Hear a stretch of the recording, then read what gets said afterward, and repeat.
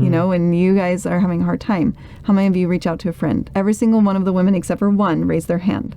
Ask the men. Only one raised his hand. That's the social norm. That's the fundamental difference. Yeah.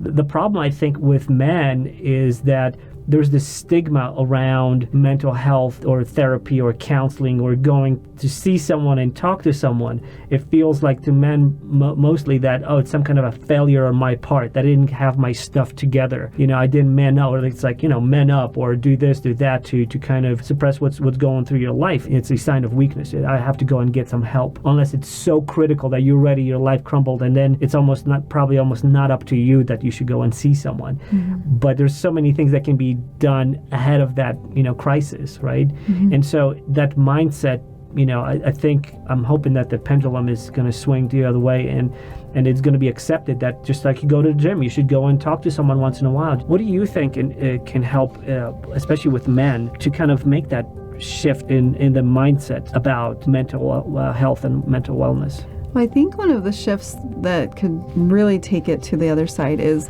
women. There's studies out there that they have shown what men do when they're in crisis and what women do. Right. Men turn to self-destructive behaviors and self-isolation. What do you think women do? They socialize. They talk. They connect. Yeah. They turn to somebody. Same thing when I'm at UVU teaching. I ask the students, when you guys are having a hard time, how many of you reach out to a friend? Every single one of the women except for one raised their hand. Ask the men. How many of you? Only one raised his hand. That's the social norm. That's the fundamental difference. Yeah. Connection is one of the things I talk about when I speak and when I go into organizations and help with trainings. Connection is key. Building those social, emotional connections is absolutely essential. And when you're feeling the stress, when you're feeling like I can't do this anymore, men turn into isolation and self-destruction, and women are like, girl, I can't do this anymore. Help me out. And they just talk it out. Right. Or they go to a therapist. So that connection is essential. Why do you think that is? Is this just kind of like ancestors back in the day? Like, where do we get that as men, that we go into this solitude, going to the cave, as they call it, right?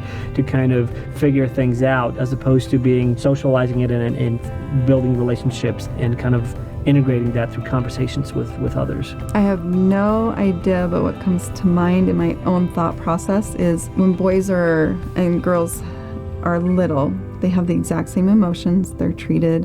They are treated a little bit differently in some households. Society treats them a little bit differently. Culturally, they're treated a little bit differently. Right. The older the boys get, they're treated differently for having the sad emotions. Right. That Boys if they're don't struggling, cry. They don't cry as much. So they can't be able to feel like subconsciously open to struggling. Thanks for listening to The Adrian Sinclair Show. You can find previous episodes on the Apodcast multi-channel network at apodcast.com. You can also stream this podcast on Spotify, iTunes, Google Podcasts, Podbean, and other audio platforms. And if you subscribe to our weekly newsletter, you'll get convenient, short summaries of podcasts you may have missed. So check it out. And lastly, please support us by sharing our episodes on social media.